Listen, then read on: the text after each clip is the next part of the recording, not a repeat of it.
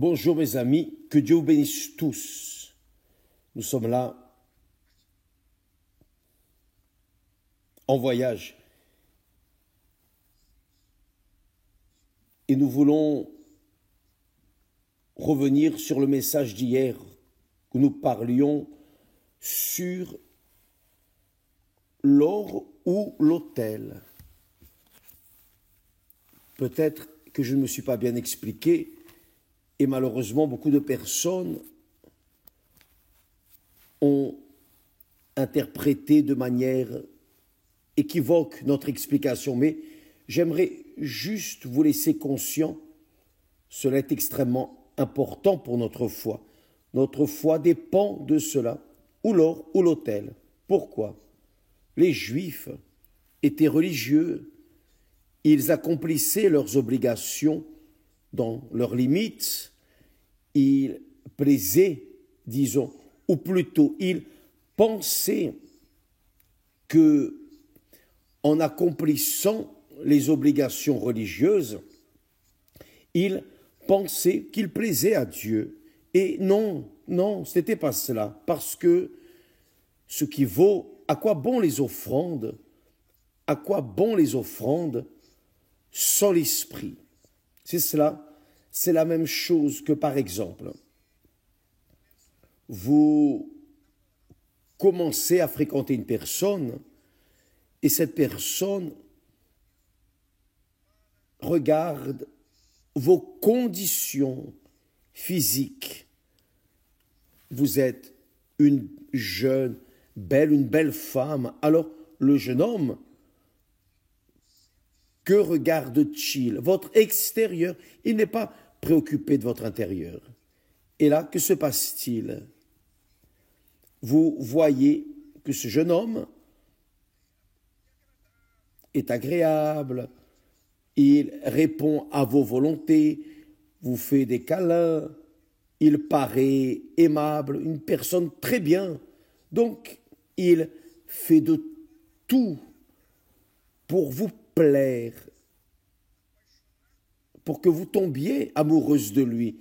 Et là, vous vous trompez avec ce sentiment du cœur de lui envers vous, et là, vous vous donnez à lui, vous vous mariez à lui, vous vivez avec lui pour un temps, mais après, vous découvrez que là, il y a un tigre, il y a une personne qui veut manger votre chair et qui se préoccupe peu de votre vie en relation à lui. Cette relation, la relation dépend d'une tête, d'un esprit, d'être une personne en accord avec vous. Par exemple, vous avez besoin d'attention, vous avez besoin de soins, vous avez besoin d'être aimé, qu'on prenne soin de vous, n'est-ce pas? Mais lui, il ne pense qu'à votre corps. Et alors, vous vous donnez, vous vous livrez en pensant que vous êtes en train de le gagner, que vous êtes en train de lui plaire. Et là, qu'arrive-t-il? Quand on se marie, c'est un désastre, car une fois qu'il a mangé la chair, il est fatigué. Pourquoi? Parce qu'en lui, il n'y a pas de considération, en lui, il n'y a pas d'amour véritable, sincère, il n'y a pas d'engagement, il n'y a pas de parole, de vérité envers vous. Et là, vous dites, mais il était si amoureux quand nous avons commencé à nous fréquenter, et maintenant, je vois qu'il n'a rien de ce qu'il montrait au début. C'est-à-dire, c'est ça que vous, moi, nous tous, nous devons opter dans la relation avec Dieu, devant Dieu. Dieu ne veut pas simplement votre argent, votre offrande, votre fidélité à l'Église, la fidélité physique. Il veut votre fidélité spirituelle, votre cœur tourné vers lui, en tout dans la vie, en tout dans votre vie. Donc, quand une personne, comme a dit le Seigneur Jésus, Dieu cherche des adorateurs qui l'adorent en esprit. En esprit, c'est-à-dire quelque chose qui vient du plus profond de votre âme, de votre esprit, qui est la vérité, la sincérité, la transparence. Vous êtes ce que vous êtes, je suis ce que je suis, et Dieu prend plaisir en cela. Même si nous sommes pleins de failles, même ainsi, si nous sommes sincères, si notre vie avec Dieu, si notre relation avec Dieu est honnête, sincère, non, je veux plaire à Dieu. Ce que je fais n'est pas correct, donc je ne veux pas faire cela. Pourquoi? Car ça déplaît à Dieu. Donc Dieu veut cela. Ça, c'est l'offrande qui plaît à Dieu. Ça, c'est l'offrande que l'autel reçoit et accepte. Car vous êtes ce que vous êtes. Vous dites ce que vous êtes. Vous êtes transparent, vous êtes sincère. Et cela est ce que vous devez prioriser dans votre vie. Donc, dans la relation mari-épouse, nous devons évaluer cela. Et le mariage ne perdure, ne demeure, l'amour ne demeure que lorsqu'il y a cette pureté d'esprit. Pureté d'esprit, pureté spirituelle. Maintenant, à quoi bon? Vous livrez votre corps. L'un livre son corps à l'autre, c'est-à-dire, ça c'est agréable, plaisant, mais au quotidien, l'homme ne vivra pas seulement de pain, c'est-à-dire, l'homme ne vivra pas seulement de chair, mais de toute la parole qui vient de la bouche de Dieu. Donc, quand votre époux, votre épouse ou la personne avec qui vous avez une relation est honnête, sincère, sa parole, et ce que vous êtes réellement transparent, ça, c'est ce qui plaît à l'autre personne. Et c'est ce qui plaît à Dieu aussi. Dieu veut bien plus. Il veut que nous ayons une relation envers lui avec pureté, sainteté, sans mensonge, sans tromperie, sans faux semblant, sans blablabla. Et beaucoup de personnes, malheureusement, font leurs offrandes.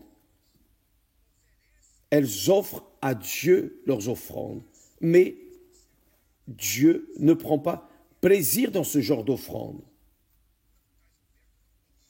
Quand les offrandes n'ont pas d'esprit, de vie, c'est juste l'accomplissement d'une obligation.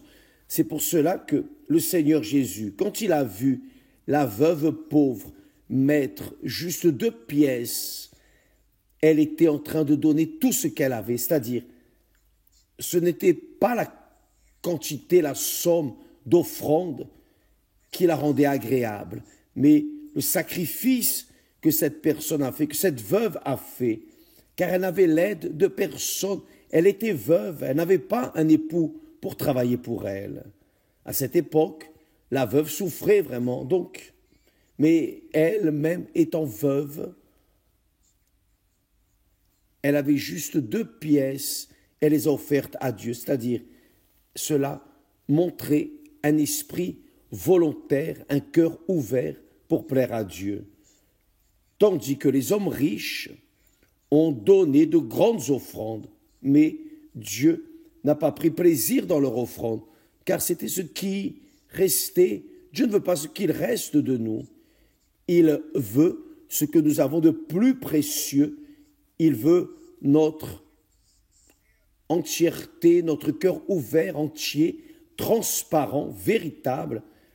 Et il dit, là en Ésaïe, chapitre 1, si vous lisez Ésaïe, chapitre 1, il parle à ce sujet.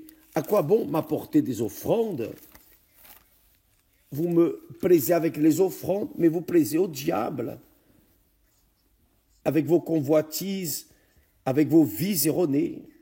Ce qui me plaît, c'est une vie sainte, séparée, juste pour moi. je ne veux pas que vous partagiez votre vie avec personne. Votre vie doit être mienne, je dois être vôtre, vous devez être mien pour que je puisse être 100% vôtre. Donc Dieu parle au sujet de l'or ou de l'autel. Les personnes arrivent donc à Dieu en regardant l'or ou l'autel, ou plutôt l'or ou le temple, l'offrande ou l'autel. Ce qui sanctifie l'offrande, c'est l'autel. Ce qui sanctifie l'or, toute la luxure qu'il y avait dans le temple de Salomon, c'est le temple, c'est la présence de Dieu. Ce qui plaît à Dieu, ce n'est pas seulement le physique, mais le spirituel, le cœur. Ça, c'est la relation qu'il doit y avoir entre l'homme et la femme, l'époux et son épouse. Et c'est ce qui vaut dans notre vie. Je peux dire cela à la maison, et c'est cela. Ce n'est pas simplement ce qu'Esther fait pour moi. Non, mais c'est ce qu'elle est pour moi. Ce n'est pas seulement ce que je fais de bien ou de bon pour elle, mais c'est ce que je suis pour elle. Je suis cette personne fidèle, loyale, véritable, transparente, sincère. Alors elle me connaît et elle prend plaisir en cela, et vice-versa. Elle me plaît en étant sincère. À quoi bon? Si elle était une femme dévouée, une femme qui ferait le meilleur pour moi, mais dans son cœur, s'il y avait un faux semblant, c'est-à-dire des mensonges, dire quelque chose qui n'est pas véritable, et ça c'est ce qui déplaît à Dieu. Dieu voit notre intérieur, non l'extérieur. Il n'est pas question de l'or et de l'autel, d'offrande seulement.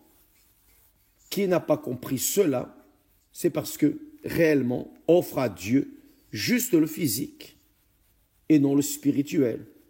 Et il ne plaît pas à Dieu, car ce qui plaît à Dieu, c'est quand la personne lui offre des sacrifices vivants, des sacrifices qui ont la vie. C'est pour cela qu'il dit, le Seigneur Jésus a dit, Dieu demande des adorateurs qu'il adore en esprit et en vérité. Car les offrandes, c'est facile de les donner. Il suffit d'enlever de la poche et de donner l'offrande. Maintenant, vivre éloigné du péché, ça c'est autre chose. Ça c'est l'offrande qui plaît à Dieu.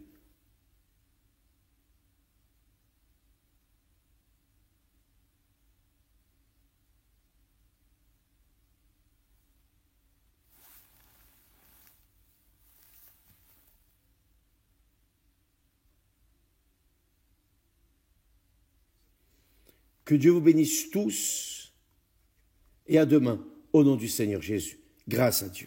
Amen.